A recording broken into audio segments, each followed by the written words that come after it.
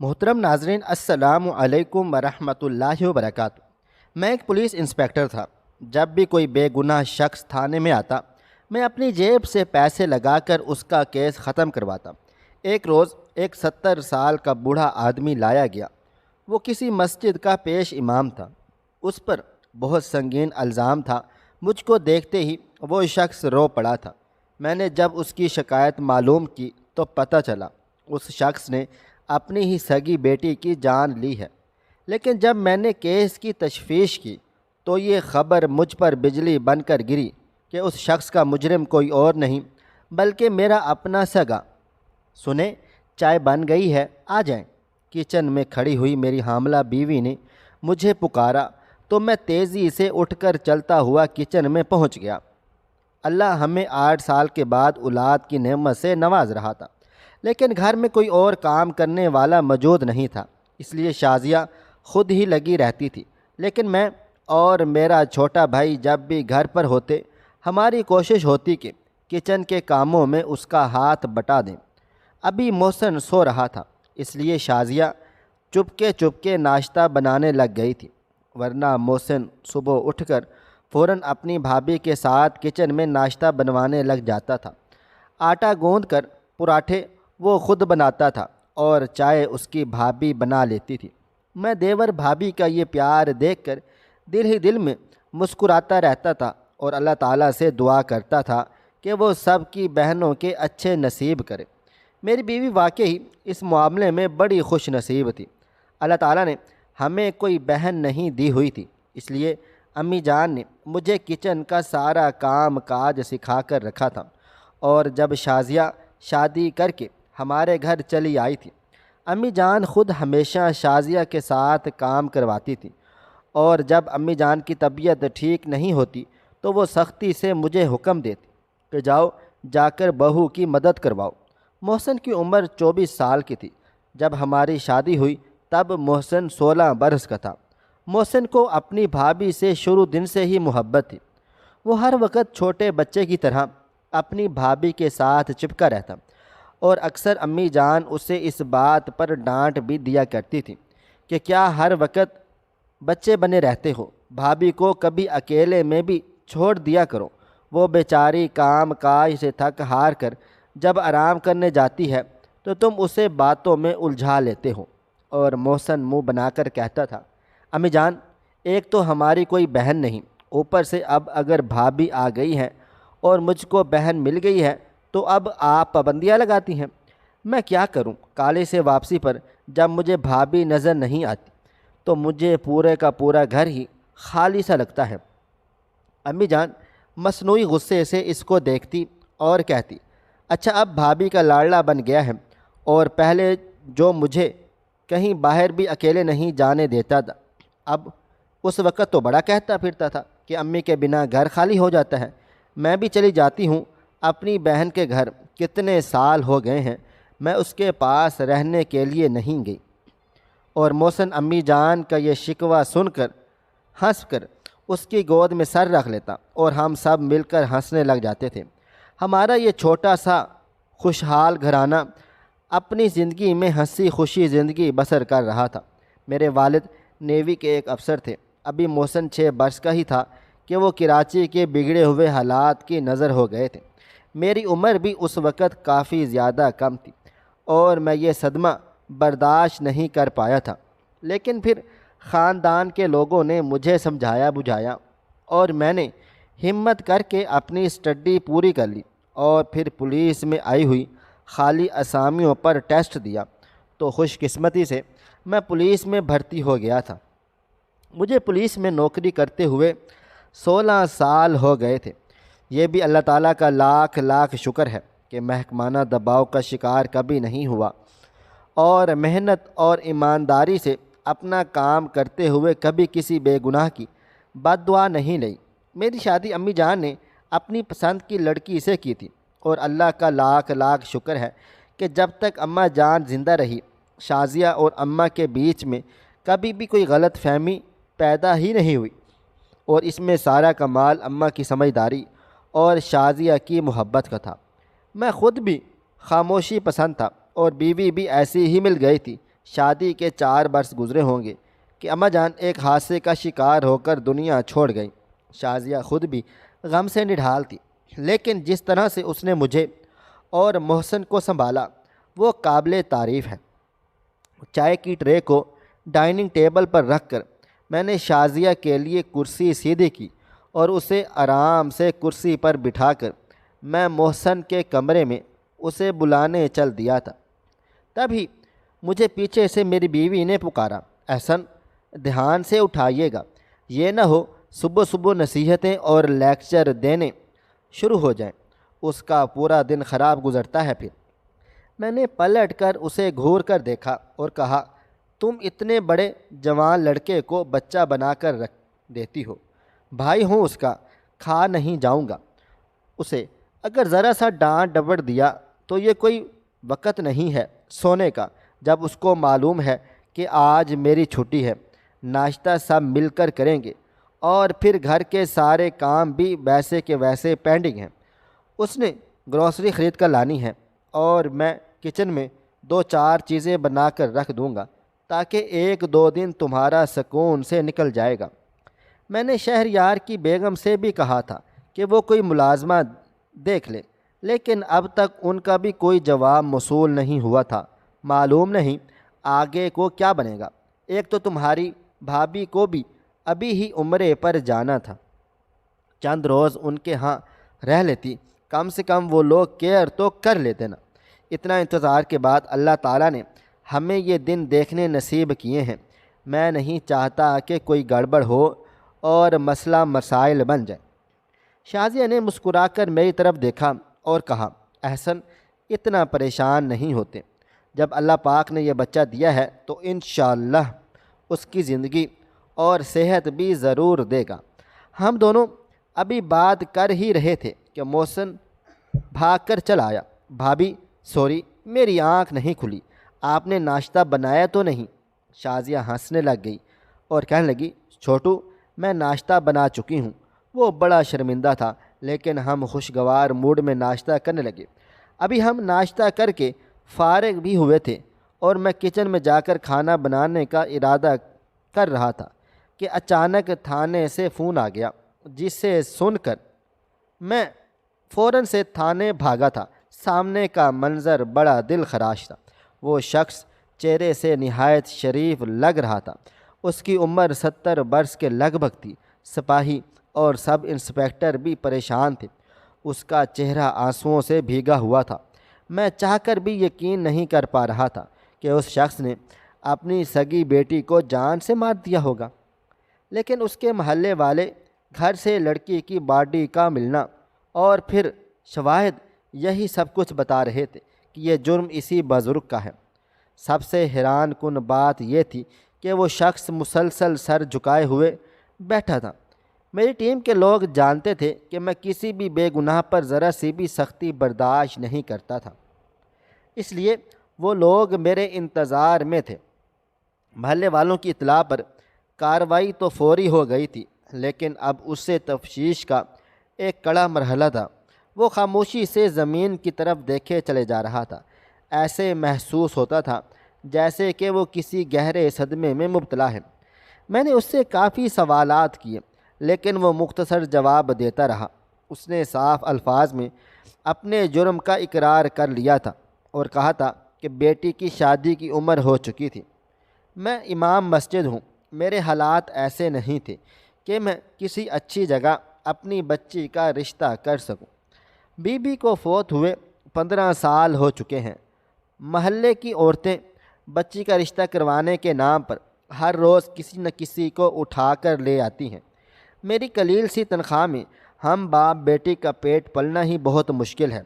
ہر روز کی رشتہ پریڈ میری برداشت سے باہر تھی۔ میری بچی روز کے ٹھکرائے جانے سے ذہنی اذیت کا شکار تھی اور میں بس یہی سوچتا رہتا تھا کہ کوئی نیک انسان مل جائے اور میری بیٹی باعزت طریقے سے رخصت ہو جائے۔ یہی انتظار کرتے کرتے حالات نے مجھے اتنا مجبور کر دیا تھا کہ میں نے اپنے ہاتھوں سے اپنی بچی کی جان لے لی۔ میرا ارادہ تھا کہ میں خود کو بھی ختم کر ڈالوں گا، لیکن محلے کی ایک عورت ہمارے گھر پہنچ گئی تھی اور اس نے باقی لوگوں کو شور شرابہ کر کے اکٹھا کر لیا تھا۔ سب انسپکٹر میرے پاس کھڑا ہوا تھا۔ کہنے لگا، سر، بچی کا پوسٹ مارٹم کروا لیتے ہیں، کہیں کہانی کچھ اور ہی نہ ہو۔ آج کل ویسے بھی اس طرح کی خبریں سننے میں آ جاتی ہیں کہ روح کہاں جاتی ہے، کہیں اس شخص نے اپنا جرم مٹانے کے لیے تو بیٹے کی جان نہیں لی۔ یہ بات سنتے ہی اس شخص نے ایک دم سے تڑپ کر سر اٹھا کر میری طرف دیکھا تھا۔ اس کی نظروں میں کچھ ایسا تھا کہ میرا دل لرز کر رہ گیا تھا۔ وہ ضبط کی کوشش کرتے کرتے پھوٹ پھوٹ کر زاروں قطار رو پڑا تھا اور اپنا سر پر بندھا ہوا صافہ اتار کر میرے قدموں میں رکھتے ہوئے کہنے لگا، صاحب جی، ساری عمر اللہ تعالیٰ کے دین کے لیے وقف کی تھی، میری بیٹی میری جان تھی، یہ جو کچھ کہہ رہے ہیں ایسا کچھ بھی نہیں ہے، خدا کے واسطے میری بچی کا پوسٹ مارٹم نہ کروائیں، میں اپنا جرم قبول کر رہا ہوں اور ہر کڑی سے کڑی سزا کے لیے بھی تیار ہوں، تو پھر اس معاملے کو یہیں پر ختم کر دیں۔ پیش امام کی یہ ساری باتیں سن کر میرے دل کو کچھ ہوا تھا۔ اس کے لہجے سے سچائی جھلک رہی تھی۔ میں نے سب انسپکٹر کو فی الحال منع کر دیا، لیکن ساتھ ہی ساتھ مجھے یہ بھی معلوم تھا کہ یہ کارروائی ہونا کتنا ضروری ہے، ورنہ اعلیٰ احکام حرکت میں آ جاتے اور مجھ پر اپنے فرض سے غفلت برتنے کا الزام لگ جاتا اور میری ٹیم کو اور مجھے شدید قسم کی کارروائی کا سامنا کرنا پڑ سکتا تھا۔ میں نے سب انسپکٹر کو اشارہ کیا اور وہ پانی کا گلاس بھر کر لے آیا۔ میں نے سب لوگوں کو باہر جانے کا اشارہ کر دیا تھا۔ سب انسپکٹر نے روم بند کر دیا۔ میں اس بوڑھے شخص کے برابر میں جا کر بیٹھ گیا تھا اور نہایت ہمدردی، پیار، محبت سے اس کے کندھے پر ہاتھ رکھ کر کہا، بابا جی، یہ قانون کی مجبوریاں ہیں، اگر کچھ ایسا ویسا ہے جس کو آپ کچھ چھپا رہے ہیں تو مجھ پر بھروسہ کر کے وہ سب سچ سچ بتا ڈالیں۔ میں کوشش کروں گا کہ اس بد نصیب کو مزید اذیت پہنچنے سے بچا سکوں۔ بچی کی میت کو مردہ خانے منتقل کیا جا چکا تھا۔ وہ بوڑھا شخص جس کا نام حافظ باسط تھا، میری یہ بات سن کر ایک دم سے پھوٹ پھوٹ کر زاروں قطار رونے لگ گیا۔ میں نے بھی اسے رونے دیا تھا۔ اس نے روتے روتے اپنے ہاتھ میرے سامنے جوڑ لیے اور کہنے لگا، بیٹا، میں اسے مزید بدنام ہونے سے بچانا چاہتا ہوں۔ میں ایک بے بس باپ ہوں، میں چاہ کر بھی اپنی زبان سے وہ بات کو نہیں بتا سکتا۔ میں اس کی حالت دیکھ کر یہ اندازہ لگا چکا تھا کہ بچی کو اس نے خود نہیں مارا۔ میں دھیرے دھیرے اسے اعتماد میں لے کر اس سے اصل کہانی معلوم کرنے میں کامیاب ہو ہی گیا تھا۔ زمانے کی بے حسی پر میرا دل خون کے آنسو رو رہا تھا۔ حافظ باسط کی بیٹی بسمہ ایک عالمہ بھی تھی اور BSc کر چکی تھی۔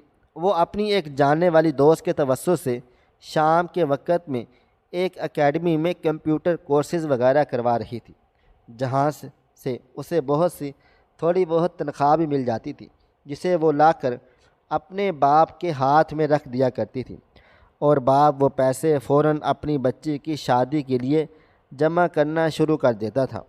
وہ بچی اتنی باحیا تھی کہ کبھی کسی محلے کے غیر شخص نے اس کا چہرہ تک نہیں دیکھا ہوا تھا۔ وہ اپنے کام سے کام رکھنے والی لڑکی تھی۔ پچھلے کچھ روز سے بسمہ کچھ پریشان سی تھی۔ اس کے پاس ایک پرانا سا کی پیڈ موبائل فون تھا۔ حافظ باسط کا کہنا تھا کہ وہ کئی بار اپنی بچی سے اس پریشانی کی وجہ معلوم کر چکے تھے، لیکن وہ ہر بار ٹال دیتی کہ ایسا کچھ نہیں ہے۔ 2 سے 3 روز سے وہ اکیڈمی جانے پر تیار ہی نہیں ہو رہی تھی اور اپنے باپ سے دبے الفاظوں میں یہ بھی کہہ چکی تھی کہ بابا جان، میں یہ نوکری چھوڑنا چاہتی ہوں کیونکہ تنخواہ بہت تھوڑی ہے۔ اور باپ نے بڑے پیار محبت سے بچی کو سمجھا دیا تھا کہ بیٹا، نہ ہونے سے ہونا تو بہتر ہے۔ یوں ہی کرتے کرتے پورا 1 مہینہ گزر گیا۔ حافظ باسط بتا رہا تھا کہ بسمہ بہت زیادہ اداس اور پریشان رہنے لگ گئی تھی۔ وہ کئی گھنٹے اکیلے کمرے میں بند رہتی اور عبادت کے دوران اس کا رونا بڑھتا ہی چلا جا رہا تھا۔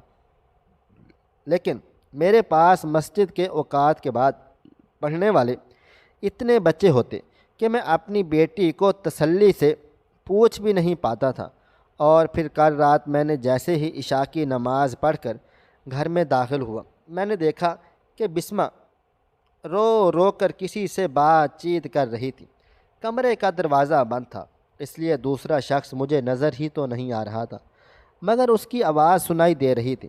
وہ لڑکا نہایت غلط انداز میں میری بیٹی کو اپنی خواہش پوری کرنے کا کہہ رہا تھا، اور کہہ رہا تھا کہ اگر وہ اکیڈمی چھوڑ ڈالے گی تو اسے بڑی قیمت چکانی پڑ سکتی ہے۔ یہ سن کر میرا خون غصے سے کھول اٹھا، اور میں جیسے ہی اندر داخل ہونے لگا، کمرے میں موجود شخص نے مجھے دیکھ لیا اور گھبرا کر مجھے دھکا دیتے ہوئے بھاگ نکلا۔ میرا سر دروازے میں زور سے ٹکرایا تھا اور میں تھوڑی دیر کے لیے بے ہوش ہو گیا تھا۔ جب میں ہوش میں واپس آیا تو میری بچی نے اپنی جان لے لی تھی۔ کمرے کا واحد پنکھا اس کے کام آ گیا تھا۔ اس نے ایک خط بھی لکھ کے رکھا ہوا تھا جسے پڑھ کر میری روح کانپ اٹھی تھی، اور جب میں نے یہ دیکھا کہ محلے والے جب یہ جان لیں گے کہ میری بیٹی کے ساتھ کیا ہوا تھا تو وہ اس کے فوت ہونے کے بعد بھی اس کی جان نہیں چھوڑیں گے۔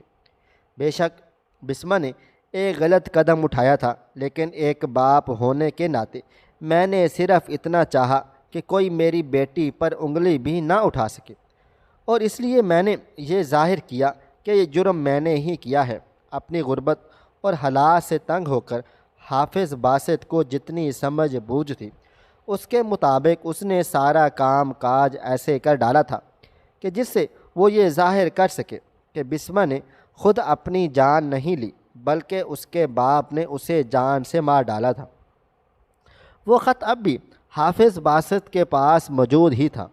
میں وہ خط لے کر پڑھا اور اس خط میں لکھا ہوا نام دیکھ کر کچھ چونک سا گیا۔ اس میں جس اکیڈمی کا ذکر تھا، میں نے بوڑھے پیش امام سے اس کا مکمل پتہ معلوم کیا تو میرا دل خوف سے دھڑکنے لگا تھا۔ جو میں سوچ رہا تھا کہیں واقعہ تو ایسا نہیں تھا۔ میرے دل پر بہت زیادہ وزن آ چکا تھا۔ میں نے بوڑھے پیش امام سے وعدہ کیا کہ میں اپنی پوری کوشش کروں گا کہ اس کی مرحومہ بیٹی کے بارے میں کوئی بھی ایسی بات کسی کو معلوم نہ ہو سکے جس سے پورے معاشرے میں اس کے تصور پر کیچڑ اچھلے۔ اور میں یہ بھی اچھی طرح سے جانتا تھا کہ ایسا وعدہ محض جھوٹ ہے۔ میں نے بھاری دل کے ساتھ سب انسپیکٹر کو بلا کر بابا جی کو حوالات میں بند کرنے کا کہا تھا۔ وہ شخص پہلے ہی دکھوں اور غموں کا مارا ہوا تھا۔ کل رات سے اس نے رو رو کر اپنی حالت خراب کر کے رکھی تھی۔ میں یہ بھی جانتا تھا کہ وہ شخص بھوکا بھی ہے۔ میرے لاکھ اصرار پر بھی وہ کچھ کھانے کے لیے تیار نہیں ہوا۔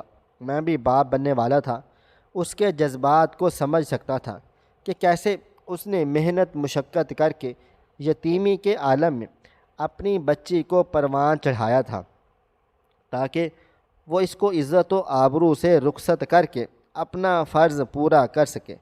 لیکن اس ظالم معاشرے نے جہیز کی افریت کو اتنا طاقتور بنا دیا کہ نہ جانے کتنی ہی معصوم بیٹیاں شادی کے انتظار میں اپنے بالوں میں چاندی کے تار لیے بیٹھی ہی رہ جاتی ہیں۔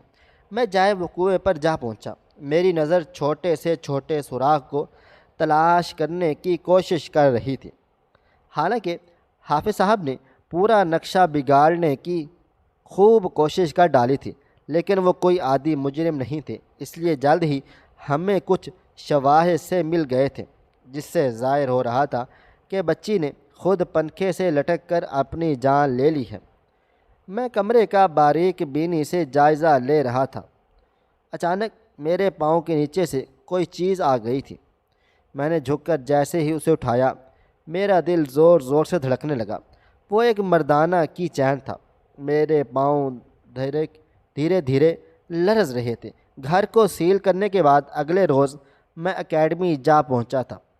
وہاں سبھی اسٹوڈنٹ کا ریکارڈ چیک کیا اور اس بچی کے ساتھ پڑھانے والے ٹیچرز کے نام کا رجسٹر بھی دیکھا، اور ایک نام پر پہنچ کر میں بالکل چپ چاپ خاموش سا ہو گیا تھا۔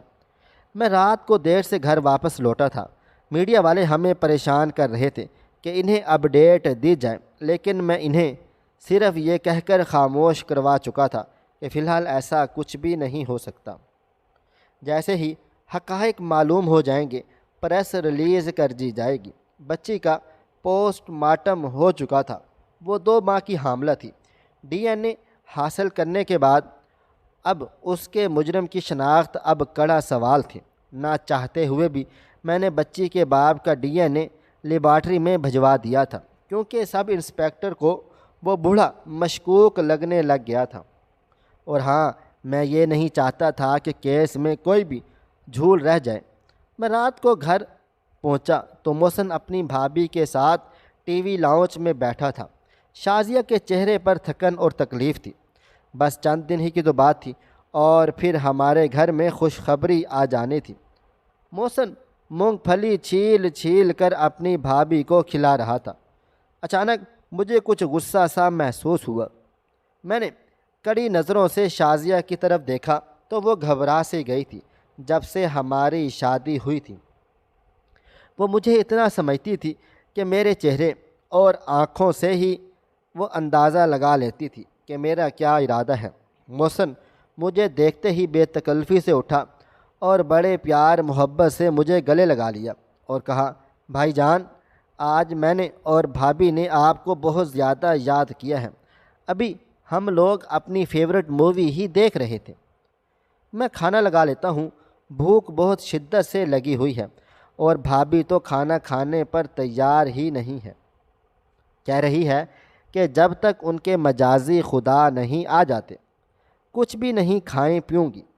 وہ ہمیشہ کی طرح اپنے شرارتی انداز سے مجھے چھیڑنے کی کوشش کر رہا تھا، لیکن میں چاہ کر بھی اب ان کی اس باتوں پر مسکرا نہیں سکا تھا۔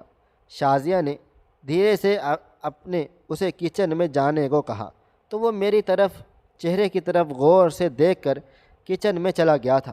میں شازیہ سے کچھ دور ہٹ کر بیٹھ گیا تھا۔ وہ اٹھ کر میرے پاس بیٹھنا چاہتی تھی، لیکن میں نے ہاتھ کے اشارے سے اسے سختی سے روک دیا تھا۔ شازیہ، تمہیں نہیں لگتا کہ اب تمہارا دیور جوان ہو چکا ہے اور تمہیں اس کے ساتھ اتنی زیادہ بے تکلفی نہیں برتنی چاہیے؟ جو بھی ہو جائے وہ تمہارا محرم تو نہیں ہے، اور دنیا کی سبھی عورتیں بچوں کو جنم دیتی ہیں۔ اللہ پاک کا لاکھ لاکھ شکر ہے کہ میں کوئی جاہل مرد نہیں ہوں جو تم پر کوئی جبر کر رہا ہوں۔ پھر بھی تمہارا یہ ہر وقت کا سست رہنا اور بیماری ظاہر کرنا کچھ زیادہ نہیں ہو گیا؟ پچھلے کچھ دنوں سے میرا لہجہ سلگ رہا تھا۔ میں نے کبھی گھر میں غصہ نہیں کیا تھا، لیکن اس وقت میرے دل و دماغ اور ذہن میں آندھیوں سی چل رہی تھی۔ شازیہ حیرت سے میری طرف دیکھ رہی تھی۔ احسن، وہ میرا دیور نہیں، میرا اپنا سگا بھائی ہے۔ آپ یہ ساری باتیں ہم دونوں کے لیے کر رہے ہیں، مجھے تو حیرت ہو رہی ہے، اور میں نے تو اپنے کام کاج کروانا چاہتی ہوں، لیکن آپ دونوں نے ہی یہ کہا ہے کہ آرام کرو۔ ایسا کیا ہو گیا ہے کہ آپ سب کچھ یہ بول رہے ہیں؟ اس کی بھوری آنکھوں میں آنسو آ گئے تھے۔ مجھے سخت قسم کی بیزاری محسوس ہو رہی تھی، اس لیے میں اس سے مزید کچھ کہے سنے صوفے پر پڑی ہوئی اپنی پولیس کیپ اٹھاتا کمرے سے باہر کو آ گیا تھا۔ ٹھنڈے پانی سے شاور لے کر میں سیدھا بستر پر دراز ہو گیا۔ میرا کھانے پینے کا کوئی بھی ارادہ نہیں تھا، حالانکہ بھوک بھی شدت سے لگ رہی تھی۔ محسن مجھے دوبارہ کھانے کے لیے بلانے آ چکا تھا، لیکن میں نے سختی سے اسے منع کر دیا تھا۔ تھوڑی دیر کے بعد محسن اپنی بھابھی کا ہاتھ پکڑ کر اسے کمرے میں چھوڑ گیا اور پھر کھانے کی ٹرے لا کر بیڈ پر ہی رکھ ڈالی تھی، اور پھر ہم دونوں کی طرف دیکھ کر کہا، آپ لوگ اپنے کمرے میں ہی کھانا کھا لیں، لیکن پلیز کھانے سے منع مت کریں۔ بھائی جان، کیا بات ہے؟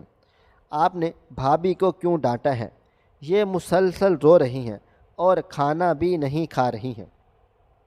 مجھے ہمیشہ اپنی اولاد کی جگہ پر محسوس ہوتا تھا محسن، لیکن اس روز مجھے وہ سخت زہر لگ رہا تھا۔ میں نے بیزاری سے اس کی طرف دیکھ کر کہا کہ تم کون ہوتے ہو مجھ سے یہ سوال پوچھنے والے کہ میں نے اپنی بیوی سے کیا کہا ہے اور کیا نہیں کہا؟ کیا تم ابھی بھی چھوٹے سے بچے ہو جو ہر وقت دوسروں کی پرائیویسی میں گھسنے کی کوشش کرتے رہتے ہو؟ کیوں کرتے ہو معصوم بننے کے لیے اتنا زیادہ ڈرامہ؟ تم دونوں کو یہ چیز سمجھ نہیں چاہیے کہ تمہارا رشتہ نازک ہے۔ اگر سارا دن گھر پر موجود نہیں ہوتا تو کیا خیال ہے کہ میں نے اپنی آنکھیں تم دونوں کی طرف سے بند کر لی ہیں؟ میں اس بات پر چیخ رہا تھا اور وہ منہ کھول کر میری طرف حیرت سے دیکھ رہا تھا، اور پھر بنا کوئی بات چیت کیے چپ چاپ جاتے ہوئے کمرے کا دروازہ بند کر کے چلا گیا تھا۔ شازیہ سہم کر بالکل خاموش ہو چکی تھی۔ اس نے مجھے چھیڑنے کی کوشش بھی نہیں کی تھی۔ میں نے اپنی طرف سے ٹیبل لیمپ بجھا دیا تھا۔ شازیہ نے چپ چاپ کھانے کی ٹرے لا کر ٹیبل پر رکھ ڈالی تھی اور وہ خود بھی اب لیٹ گئی تھی۔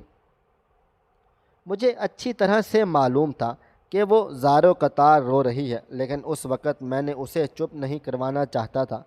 2 گھنٹے کے بعد میں دبے پاؤں کمرے سے نکلا تو شازیہ کو سوئے ہوئے 1 گھنٹہ ہو چکا تھا۔ میرے دل میں ذرا سی فکر جاگی ہوئی تھی کہ وہ بھوکی ہی سو گئی تھی، لیکن پھر میں نے خود کو سمجھا لیا تھا کہ میرے قدم اب خود بخود باہر کی طرف بڑھ رہے تھے۔ میں نے چپکے سے دروازہ کھولا۔ میرے پاس اس گھر کے کمروں کی ماسٹر کی موجود ہوتی تھی۔ میرے قدم اپنے چھوٹے بھائی کے کمرے کی طرف بڑھ رہے تھے۔ ہمیشہ تو یہ ہوتا تھا کہ اکثر میں رات گئے گھر واپس لوٹتا، کھانا کھا کر فوراً سے پہلے سو جاتا اور فجر کی نماز کی اذان کے دوران اٹھتا تھا، لیکن آج کی رات سو جانا میرے لیے ممکن بالکل بھی نہیں تھا۔ میں نے محسن کے کمرے میں داخل ہونے سے پہلے کی ہول سے اندر کو جھانکا تھا، اور پھر اگلے ہی لمحے چپ چاپ دروازہ کھول کر جیسے ہی اندر قدم رکھا، پورے کمرے میں پھیلے ہوئے دھوئے کی ناگوار بو نے مجھے محسوس کروا دیا تھا کہ میرا شک بالکل درست تھا۔ سامنے لیپ ٹاپ پر موجود سکرین کو کئی جگہ پر شیئر کیا گیا تھا۔ 2 لڑکیاں نہایت بیہودہ لباس میں موجود تھیں، اور لڑکے بھی۔ یہ ہمارے ملک کا ناسور بن چکا تھا۔ لائیو کے نام پر لوگ سب کچھ بیچ کر ڈالر کمانے کی دوڑ میں بہت آگے نکلتے چلے جا رہے تھے۔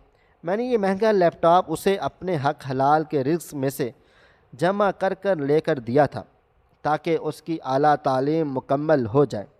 بس مجھ سے یہ غلطی ہو گئی تھی کہ میں نوکری اور اپنے فرض کی ادائیگی میں اتنا مصروف ہو گیا تھا کہ میں نے اپنے بھائی کی حرکات پر بھی نظر نہیں رکھی ہوئی تھی۔ میں کچھ دیر وہاں پر کھڑا ان کی عامیانہ گفتگو سنتا رہا تھا۔ میں اندھیرے میں کھڑا ہوا تھا۔ یہ مہنگی چیئر اور سیٹ اپ میں نے اسے آن لائن کلاسز لینے کے لیے لگا کر دیا ہوا تھا، اور وہ لائیو کا بادشاہ بنا ہوا تھا۔ میں نے ایک دم سے کمرے کی روشنی آن کر ڈالی۔ محسن نے گھبرا کر اٹھنے کی کوشش کی تو اس کے قدم لڑکھڑا سے گئے تھے۔ ٹیبل پر سفید پاؤڈر رکھا ہوا تھا، سفید زہر جس سے نوجوان نسل تباہی اور بربادی کے راستے پر بہت تیزی سے دوڑے چلی جا رہی تھی۔ اس کی لال سرخ آنکھیں حیرت کی شدت سے پھیل رہی تھیں۔ لائیو سٹریم میں موجود لڑکے اور لڑکیوں نے فوراً سے کنیکشن کٹ کر ڈالا تھا۔ جیسے ہی محسن کچھ بولنے کی کوشش کی، میرا بھاری بھرکم ہاتھ اٹھا کر اس چہرے کے نشان پر چھوڑتا ہوا چلا جاتا، اور پھر اس کے بعد میں نے اپنا ہاتھ نہیں روکا۔ میں نے اسے اتنا زیادہ مارا جتنا کہ میں مار سکتا تھا۔ وہ زمین پر پڑا ہوا دونوں ہاتھ جوڑ کر مجھے روکنے کی کوشش کرنے لگے۔ اسی وقت میں نے جیب سے وہ کی چین نکال کر اس کے سامنے لہرا دیا۔ تم گئے تھے نا بسمہ سے ملنے؟ تم اس قدر گر سکتے ہو؟ وہ معصوم بچی اس اکیڈمی میں مجبوری میں پڑھا رہی تھی، اور تم نے اپنے دوستوں کے ساتھ مل جل کر اس کی زندگی تباہ و برباد کر ڈالی ہے، اور پھر بھی تمہارا ضمیر اتنا مردہ ہو گیا کہ اس بچی کے اکیڈمی نہ پہنچنے پر تم اس کے گھر بھی پہنچ گئے تھے۔ تم ہمیشہ امی جان سے کہتے تھے کہ ہماری کوئی بہن نہیں۔ اگر ہماری کوئی بہن ہوتی تو وہ تمہارے کیے ہوئے جرم کا مکافات عمل بھرتی۔ شکر ہے میری کوئی بہن نہیں، اور میں دعا کرتا ہوں کہ میری کوئی بیٹی بھی نہ ہو۔ مجھے تو تم پر اتنا بھروسہ بھی نہیں کہ میں جو تمہیں اپنا گھر بار سونپ کر ڈیوٹی پر چلا جاتا ہوں، کہیں تم نے تو ہی میرے گھر میں نقب نہ لگا ڈالی ہو۔ میرا ذہن اس وقت شک سے بھر چکا تھا۔ میں جیسے اپنی اولاد کی طرح پالتا رہا۔ وہ اتنا بد کردار اور ظالم نکل سکتا ہے، یہ کبھی سوچا بھی نہیں تھا، اور اب میں کسی پر بھی بھروسہ کرنے کے قابل بھی نہیں رہا تھا۔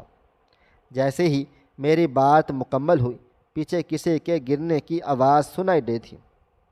محسن ایک دم سے تڑپ کر چیخا تھا، بھیا بھابھی کو دیکھیں۔ وہ نہ جانے کب نیند سے اٹھ کر میرے پیچھے کمرے میں پہنچ گئی تھی، اور شاید کہ اس نے میری ساری باتیں سن ڈالی تھیں۔ محسن ہمارے ساتھ ہاسپٹل جانا چاہ رہا تھا، لیکن میں نے اسے منع کر ڈالا تھا۔ ایمرجنسی میں شازیہ کا فوری آپریشن کر دیا گیا تھا۔ ڈاکٹرز مجھے بتا چکی تھی کہ بچے کے بچنے کے چانسز بہت کم ہیں۔ میں چپ چاپ ہاسپٹل کی ٹھنڈی بینچ پر بیٹھ گیا تھا۔ میرے ذہن میں سوال اٹھا تھا، کہیں میں اپنی بیوی کو محسن پر شک ہونے کی وجہ سے اذیت تو نہیں دے رہا نا۔ 2 گھنٹے کے طویل آپریشن کے بعد نرس نے ایک چھوٹی سی معصوم گڑیا کو سفید کپڑے میں لپیٹ کر میرے حوالے کر دیا۔ میں ایک معصوم ننھی سی خوبصورت بیٹی کا باپ بن گیا تھا۔ میں نے اپنی بچی کو اپنے سینے میں چھپا لیا تھا۔ ڈاکٹرز نے بتا دیا تھا کہ شازیہ کی طبیعت بھی اب خطرے سے باہر ہے۔ اسے کمرے میں شفٹ کرنے کے بعد جب صبح اس کو ہوش آ گیا، تو جب میں نے اس سے ملنے کے لیے اندر گیا تو وہ بے آواز زارو قطار رو رہی تھی۔ میں نے بچی کو نرس کے حوالے کر دیا۔ خود مجھے تھانے جانا تھا۔ شازیہ کی حالت ایسی نہیں تھی کہ میں اسے یہ سچائی بتا پاتا، لیکن جب اس نے ضد کی تو میں نے اس کے پاس بیٹھ کر اسے سب کچھ بتا ڈالا تھا۔ وہ گہرے صدمے میں چلی گئی تھی۔ بھلا محسن ایسے کیسے کر سکتا تھا؟ لیکن میں نے بھاری دل کے ساتھ بتایا، یہ سب کچھ سچ ہے۔ میں نے رات ہی سب انسپکٹر کو فون کر کے کہہ دیا تھا کہ وہ جا کر محسن کو گرفتار کر لے، اور محسن نے چپ چاپ خود کو پولیس کے حوالے بھی کر دیا تھا۔ اس کے پاس لیپ ٹاپ میں سے بہت سارا مواد مل گیا تھا۔ کچھ دوستوں کا گروپ تھا جو مجبور لڑکیوں کو اپنی مقاصد کے لیے استعمال کرتے تھے۔ ان کی ویڈیوز اور تصاویر کا ایک کاروبار ہوتا تھا۔ ہماری نظروں میں وہ ایک اکیڈمی میں جا کر چند ہزار روپے کی ملازمت کر رہے تھے، لیکن ان کے بینک اکاؤنٹ میں لاکھوں روپے موجود ہوتے تھے۔ محسن نے اپنے دوسرے ساتھیوں کا نام بھی بتا ڈالا تھا، اور بسما کے سارے مجرم پکڑے چلے جا چکے تھے۔ میں نے اپنی پوری توجہ لگا کر ہر چھوٹے سے چھوٹا ثبوت بھی عدالت میں پیش کر دیا تھا۔ دوسرے لڑکوں کے گھر والوں کی طرف سے مجھ پر بہت زیادہ پریشر بنا ہوا تھا، لیکن میں نے اپنی سروس میں ہمیشہ رزق حلال کھایا ہوا تھا، اس لیے میں سب کے سامنے ڈٹا رہا، اور جب میں نے اپنے سگے بھائی کے مجرم ثابت ہونے پر قانون کی حوالے کر چکا تھا، تو پھر بھلا ایسے لوگوں سے کسی قسم کی رعایت کیسے کر سکتا تھا؟ 3 مہینے کے اندر اندر کیس کا فیصلہ ہو چکا تھا۔ کیس مضبوط تھا، اس لیے کہ محسن نے خود اقرار جرم کر لیا تھا۔ مجھے کیس سے الگ کرنے کے بعد ایک نہایت منجے ہوئے پروفیشنل افیسر نے انویسٹیگیشن کی تھی، اور سارے کے سارے الزامات سچ ثابت ہو گئے تھے۔ وہ شخص بھی ایماندار تھا، اس لیے بکا نہیں۔ محسن کو اس جرم قبول کرنے کی وجہ سے 14 سال قید بامشقت کی سزا سنا دی گئی تھی۔ وہاں باقی مجرموں کو اس سے زیادہ سخت سزا دے دی گئی تھی۔ محسن ہر پیشی پر ہاتھ جوڑ کر میری طرف دیکھتا رہتا اور معافی مانگتا رہتا۔ جب اسے سزا کے بعد جیل لے جایا جا رہا تھا تو وہ روتے ہوئے میرے قدموں میں گر گیا تھا۔ میں نے اسے اپنی سگی اولاد کی طرح پالا پوسا تھا۔ میرا دل بھی اسے دیکھ کر موم ہو چکا تھا۔ میں نے اسے گلے سے لگا لیا تھا۔ اسے جیل احکام کے حوالے کر کے جب میں واپس لوٹا تو تھانے میں حافظ باسط صاحب بیٹھے ہوئے تھے۔ انہیں 2-3 پیشیوں کے بعد عدالت نے باعزت بری کر دیا تھا۔ وہ مجھے دیکھ کر زاروں قطار رونے لگ گئے۔ اور کہنے لگے کہ میرا شکریہ ادا کرنے لگے۔ میں نے انہیں گلے سے لگا کر تسلی دے ڈالی۔ میرے خود کے سگے بھائی نے ان کی پھول سی بچی کو اپنے ظلم و زیادتی کا نشانہ بنا ڈالا تھا۔ میں ان سے خود بھی شرمندہ تھا۔ ان سے معافی مانگی تو دل کا بوجھ ہلکا سا ہو گیا۔ ان کو تھانے سے رخصت کر کے جب میں گھر پہنچا تو شازیہ بھیگی ہوئی نظروں سے میری منتظر تھی۔ اس نے ٹی وی پر کیس کا فیصلہ دیکھ لیا تھا۔ میں نے اس کی گود میں سے اپنی چھوٹی سی معصوم ننھی بچی کو لیا اور اس کے ماتھے پر پیار کر کے اپنی بیوی کو اپنے ساتھ لگا لیا تھا۔ اگر مجرم کو وقت پر سزا دے دی جائے تو یہ ہماری پھول سی بچیاں کل کو کسی ظالم کی بھینٹ چڑھنے سے بچ سکتی ہیں۔ میں نے تو اپنا فرض کو ادا کر دیا تھا۔ محترم ناظرین، آپ کو کیا لگتا ہے، میں نے ٹھیک کیا یا غلط؟ معاشرے میں بڑھتی ہوئی بے راہ روی کی روک تھام کے لیے بہن بھائیوں اور ماں باپ کو اپنی اولاد پر کڑی سے کڑی نظر رکھنی چاہیے تاکہ وہ کسی ایسی سرگرمی کا حصہ نہ بنے کہ کل کو آپ صرف پچھتاوا کر سکیں۔ محترم ناظرین، آپ کو ہماری آج کی کہانی کیسی لگی؟ کمنٹ باکس میں اپنی رائے کا اظہار کیجیے گا۔ خواہش صرف اتنی ہے کہ کچھ الفاظ لکھوں جس سے کوئی گمراہی کے راستے پہ جاتے جاتے رک جائے، اور نہ بھی رکے تو سوچ میں ضرور پڑ جائے۔ پیارے دوستو، امید کرتا ہوں کہ آپ کو یہ ہماری کہانی پسند آئی ہو تو ویڈیو کو لائک کریں، کومنٹس کریں، شیئر کرنا بالکل بھی نہ بھولیں۔ اور ہاں، اگر آپ لوگ اس چینل پر نئے ہیں تو اس چینل کو سبسکرائب ضرور کر لیجیے گا اور نوٹیفیکیشن کو ضرور دبا دیجیے گا تاکہ آنے والی کہانی سب سے پہلے آپ کو مل سکے۔ ملتے ہیں کل ایک نئی اور دلچسپ کہانی کے ساتھ۔ تب تک اپنا ڈھیر سارا خیال رکھیے گا۔ اللہ حافظ۔